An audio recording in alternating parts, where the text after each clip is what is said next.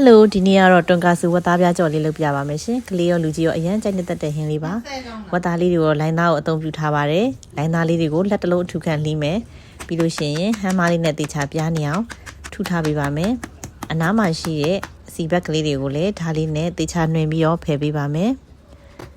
ပြီးရင်တေချာညက်နေပြားနေအောင်ထူပြီးသွားလို့ရှိရင်တော့ဝတ်သားပြားလေးတွေကိုငရုတ်ကောင်းကြက်သားမှုန့်စားတို့နဲ့တေချာနယ်ဖက်ထားပါမယ်ဝတ်သားပြားလေးတွေကိုနည်းနည်းထားတော့မှအကျော်ဝတ်သားပြားကြော်ဖို့အတွက်လိုအပ်တာလေးတွေကိုပြင်ဆင်ပါမယ်ကြက်ဥတစ်လုံးခလောက်ထားမယ်အကျော်မုံလေးတွေကိုထည့်ထားပါမယ်အကျော်မုံလေးတွေကိုလည်းပကံထဲမှာကြိုပြီးထည့်ထားပါမယ်ရှင်ပြီးလို့ရှိရင်ဝတ်သားပြားလေးတွေကိုဂျုံမုံလေးအကျော်မုံလေးနဲ့တခြားလူးမယ်ကြက်ဥထဲမှာခဏစိမ့်မယ်ကြက်ဥထဲမှာနှံ့နေအောင်တုပ်ပြီးသွားလို့ရှိရင်အကျော်မုံလေးတွေနဲ့တိချာချာနှံ့နေအောင်ဖြူပြီးတော့အုပ်ပြီးတော့တုပ်ပေးပါမယ်ကျွတ်မုံလေးတွေကွာမကြောက်လည်းနည်းနည်းတိတ်ပေးပေါ့နော်စီလေးကိုထည့်လိုက်လို့ရှိရင်အကျွတ်မုံလေးတွေကကွာကြပြီးတော့အတူပတ်လေးဖြစ်သွားတတ်လို့တေချာလေးတုပ်ပေးမယ်နော်ပြီးလို့ရှိရင်စီပူပူလေးထဲမှာထည့်ကြော်မယ်စီလေးကို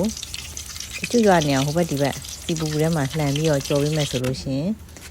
အသေးလေးကအသားလေးကနုနုညံ့ညံ့နဲ့အပြင်ကကျွတ်ရွာနေတဲ့ဝတ်သားပြားကြော်လေးကိုရပါပြီတွန်ကာစဝတ်သားပြားကြော်လေးတွေကိုဂျပန်အင်းနဲ့မီယိုနီစ်တို့နဲ့တွဲစားမယ်ဆိုလို့ရှိရင်အရန်စားကောင်းပါတယ်နော်